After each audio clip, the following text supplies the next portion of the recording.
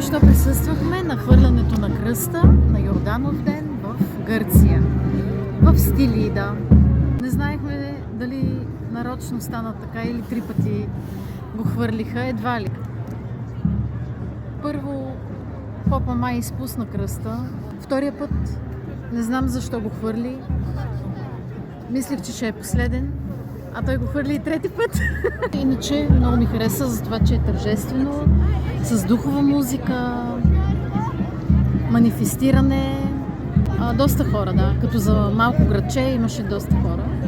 Интересното е, за разлика от България, че тук ти искат документ от кардиолог, за да се хвърлиш във водите.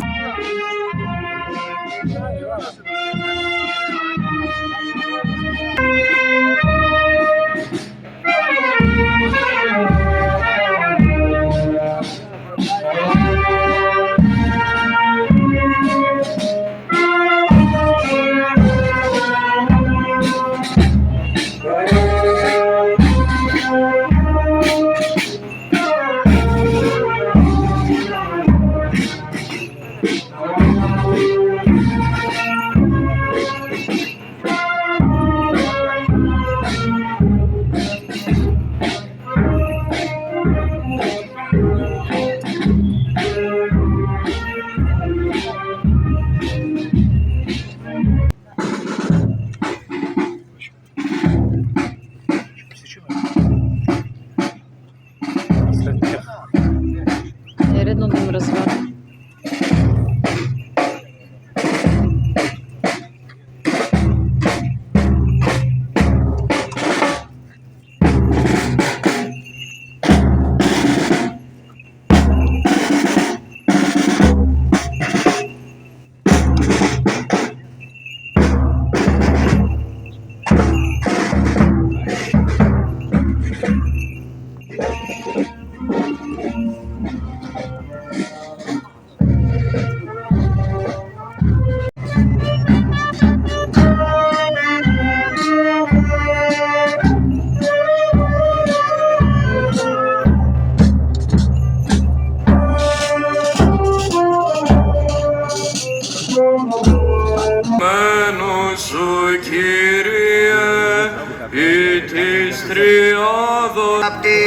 Βαπτιζόμενος ο Κύριε, ή της Τριάδος εφανερώθη προσκύνησης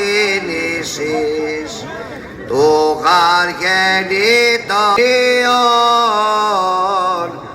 ονομαζούσα και το πνεύμα εν είδη περιστεράς ευεβαίου του λόγου του ασφαλές ο επιφανής το πνεύμα εν είδη